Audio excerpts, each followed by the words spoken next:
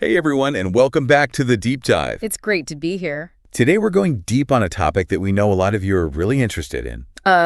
Mental health. Mental health and the Bible. Yeah, it's a big one. It is a big one, and we're going to go way beyond those surface level interpretations. Right. And really unpack what this ancient text has to say about our modern struggles. It's fascinating stuff. It is, and we've got a really cool source to guide us on this deep dive. Oh yeah, tell us about it. Gotquestions.org. I've heard of that one. Yeah, have you spent any time on there? I have. They've got tons of articles, and it's all dedicated to unpacking all things biblical. It really is any question you have about the Bible, you can probably find An answer there? at least a starting point, right? Yeah, for sure. So I'm excited to use their insights as our Our guide. yeah, our guide for this conversation. Like we're unlocking a treasure chest of wisdom, but instead of gold and jewels, Insights into the human condition timeless truths about our hearts, minds. and souls. That's powerful stuff. It is. And you know what's so interesting is how these ancient concepts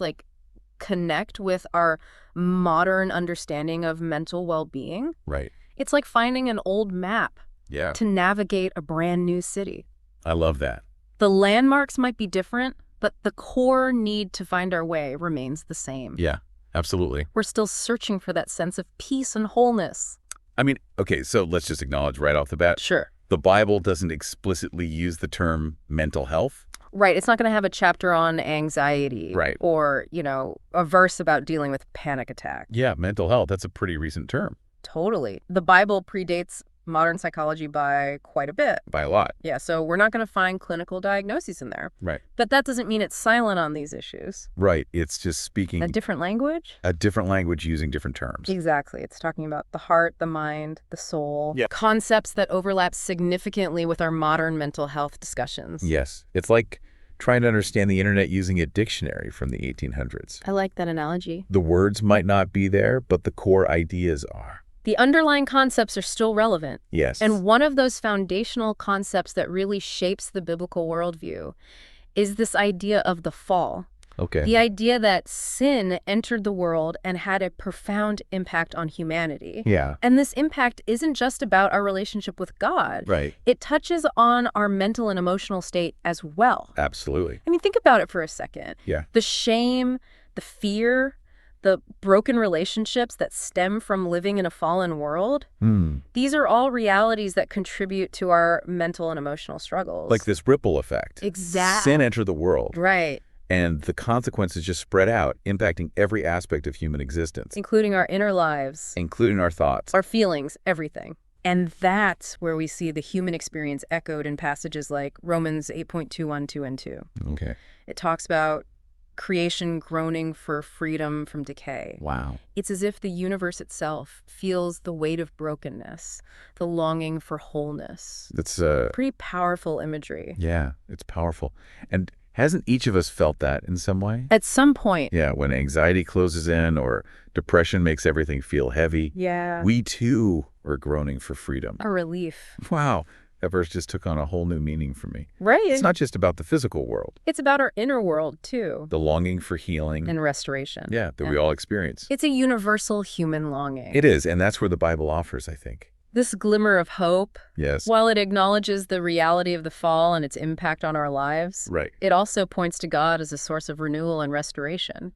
It's like a beacon of light in the midst of darkness. I love that analogy. Yeah. There are so many passages that offer comfort and guidance. Take Romans 12.2, for example. Okay. It talks about God renewing the mind. Mm, Imagine if we could truly experience that. yeah. A fresh perspective on our challenges.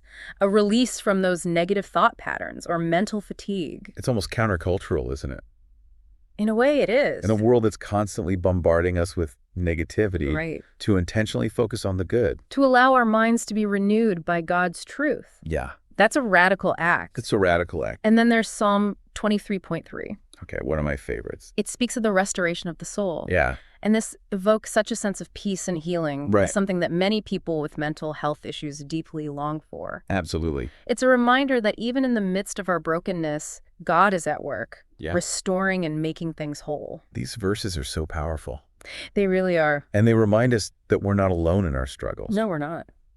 But what about the people in the Bible? Right. Did they experience these kinds of mental and emotional challenges? Oh, absolutely. Okay. The Bible is full of relatable examples Oh, that. of people wrestling with mental and emotional distress. It's like we get a glimpse into the humanity What these of figures. these biblical figures, Yeah. and it makes their stories even more compelling. It makes them feel real. Yeah. Like we can connect with them on a deeper level. Totally. Yeah. So give us some examples. Okay, well, two contrasting examples are Elijah and Jonah. Okay, I've heard of them. So Elijah, this powerful prophet, Yeah. he fled due to fear and despair. Really? This is described in 1 Kings 19.4. Okay. He felt overwhelmed, exhausted, and Yes. wanted to escape. Haven't we all felt that way at some point? I know, I have. Like the pressure is just too much? Yeah. And we just need to like run and hide. Sometimes it feels like that's the only option. It's comforting to know that even a prophet like Elijah experienced those feelings. Even the greats struggle. They do. Hmm. But how did he cope? Well, he ran away, Okay. but that wasn't the solution. God met him in his despair, Okay. provided him with rest nourishment, Mm. and a renewed sense of purpose. So running away wasn't the answer. No. But God used that experience to care for Elijah Absolutely. and ultimately guide him back to his calling.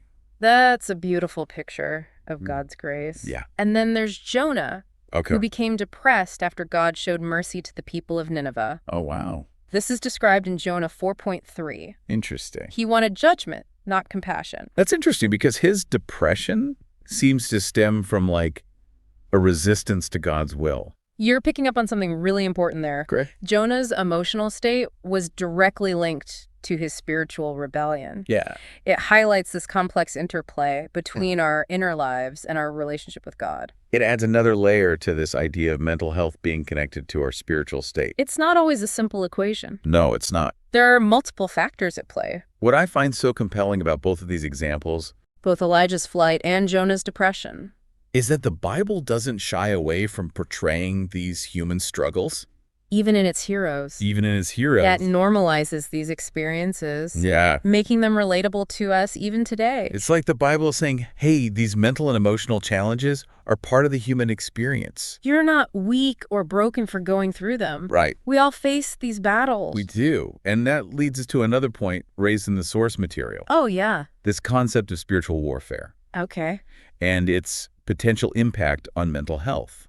This is where things can get a bit tricky. It's a nuanced topic for sure. It requires careful consideration. Yeah, we don't want to oversimplify things and say that all mental health challenges are directly caused by... Spiritual forces. Right. It's not always a demon behind every anxiety attack. Right, exactly. It's essential to seek professional help. And not jump to conclusions. Yeah. But the source does mention cases like King Saul, Okay. who was tormented by an evil spirit, and the man from Gerasenes, Yeah.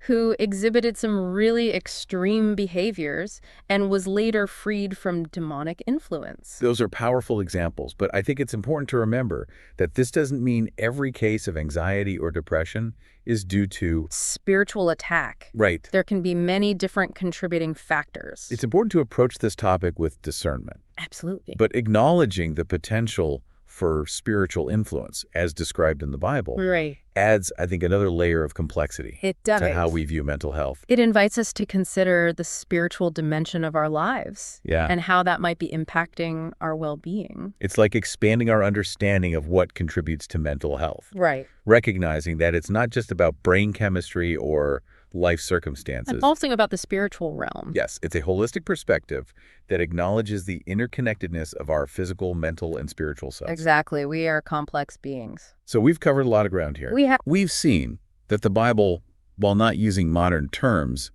does address concepts related to mental health. Right.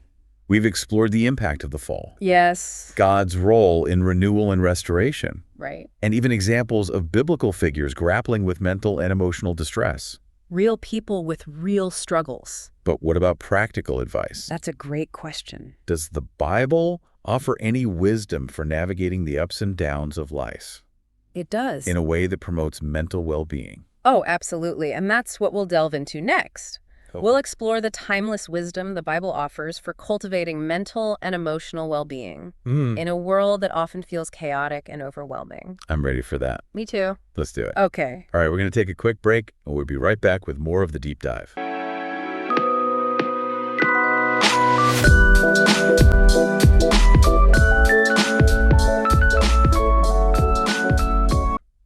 The Bible isn't just a collection of ancient stories and theological concepts. Right. It's really a guidebook for life, offering wisdom that's surprisingly relevant for navigating complexities of the human experience. I love that. Including our mental and emotional well-being. Yeah, it's like finding a hidden treasure map. Oh, I like that. Within those familiar pages.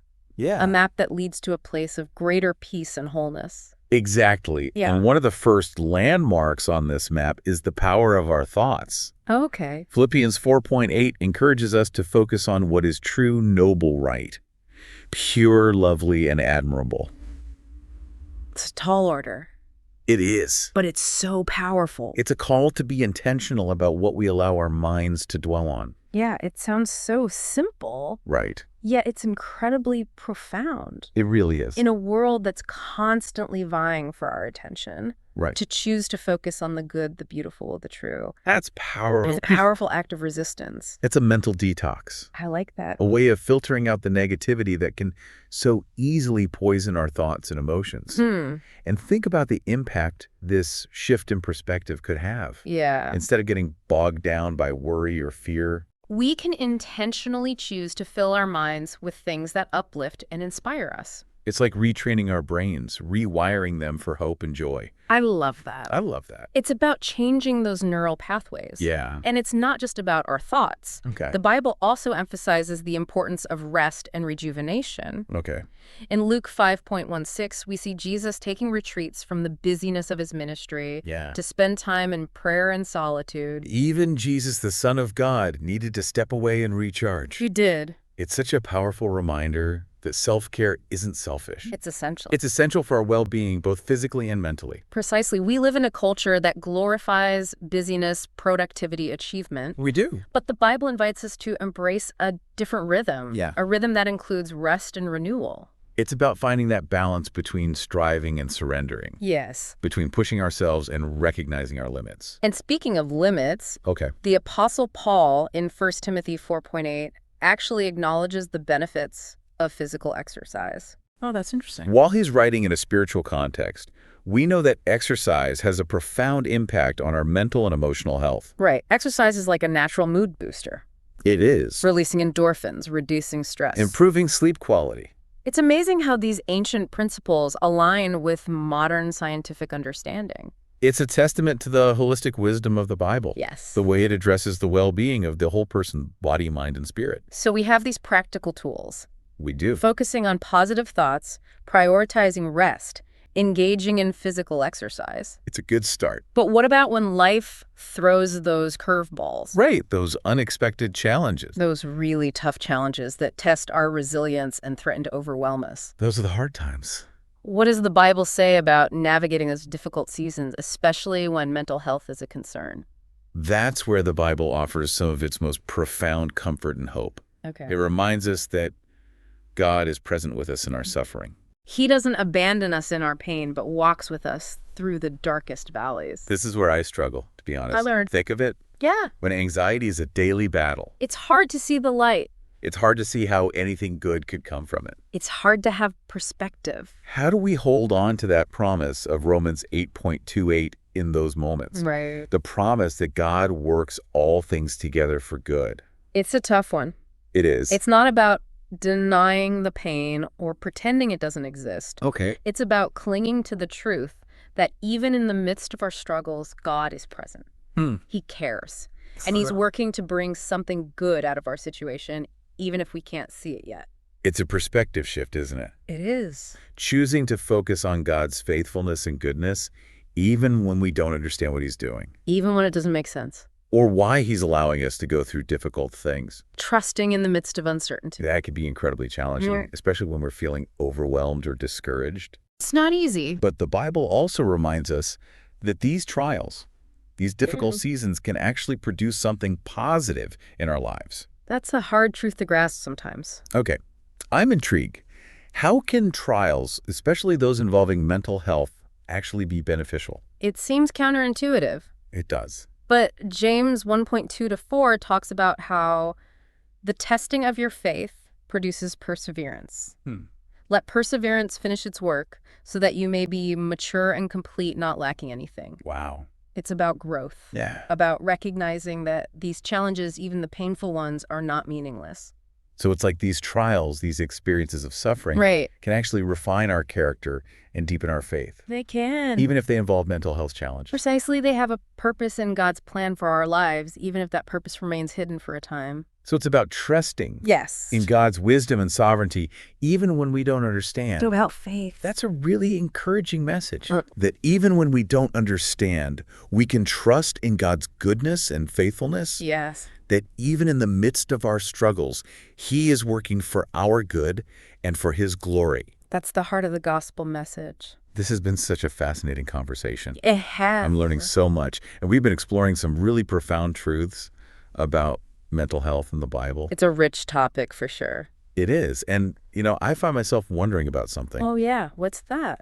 We've talked about how the Bible encourages a holistic view of well-being. Right. Considering the body, the mind, and the spirit. A more integrated approach. Exactly. And I'm curious, how does that perspective, that understanding of interconnectedness, impact how we care for others who are struggling with mental health challenges? That's a good question. Not just caring for ourselves, right, but caring for our neighbors, our friends, our family members. Yeah, that's a really insightful question, and one that the Bible speaks to. Okay. In subtle but profound ways. I'm all ears. What kind of wisdom does the Bible offer when it comes to supporting others in their mental health journeys? Well, it doesn't necessarily give us a step-by-step guide. Right. But it does provide principles that can shape our actions and attitudes. Okay. I like the principles, not prescriptions. Yeah, more like guidelines. That makes sense. And one of the most prominent themes woven throughout the scriptures is the theme of love and compassion. Of course, it's the cornerstone of the Christian faith. It is. And when it comes to supporting those with mental health challenges, love needs to be our starting point, our guiding principle. Yeah. It's about showing empathy, kindness, and understanding, even when we don't fully grasp what the other person is going through. It's about meeting people where they are without judgment, right? Exactly. Not trying to fix them or offer unsolicited advice, but simply being present with them in their pain. Beautifully said. Sometimes the most helpful thing we can do is just listen without judgment. Yeah. Offer a shoulder to cry on and let the person know they are loved and supported. Yeah. Just that simple act of presence can be incredibly powerful. I think that's so crucial because often people who are struggling with mental health issues feel isolated and alone. They do. Just knowing that someone cares and is there for them can make a world of difference. Absolutely. And the Bible also emphasizes the importance of community. We were never meant to do life alone, especially when facing difficult times. There's that great verse in Ecclesiastes. Oh, yeah. 2 are better than 1 because they have a good return for their labor. Right. If either of them falls down, one can help the other up. It's a beautiful image of mutual support. It is. It's a reminder that we need each other. Yeah. We need a support system. People we can lean on when we're struggling. Right. And in turn, we need to be that support for others when they need it. So it's not just about individual acts of kindness. No. But also about fostering a sense of community where people feel safe to share their struggles and know they'll be met with compassion and support. And that's where churches and faith communities can play a vital role in creating environments where mental health is destigmatized. Right. And people feel comfortable seeking help and support. I see that churches have the potential to be beacons of hope and healing. They do. Places where people can find not only spiritual guidance, but also practical support and understanding in their mental health journeys. It's an area where many churches are growing and learning. Yeah. But it's a crucial aspect of living out the biblical call to love and care for one another. It's about extending grace and compassion to those who are hurting, just as Jesus did throughout his ministry. Yes, he didn't shy away from people who were struggling. He met them with love and healing. You've captured it perfectly. It's about embodying Christ's love in a tangible, practical way. That's what it's all about. Well, this deep dive has been incredibly enlightening. This has been a good conversation. We've journeyed from the ancient wisdom of the Bible to its relevance for modern mental health challenges. And we've covered a lot of ground. We have, and we've even touched on the importance of community and support. Right, it's all connected. It is. I feel like we've only just scratched the surface of this vast and important topic. We have, but I think we've equipped our listener with a solid foundation for further exploration. And that's what the deep dive is all about, right? It is. Providing a springboard for continued learning and discovery. It's about sparking curiosity, encouraging critical thinking, and empowering our listeners to engage with these complex topics in a meaningful way.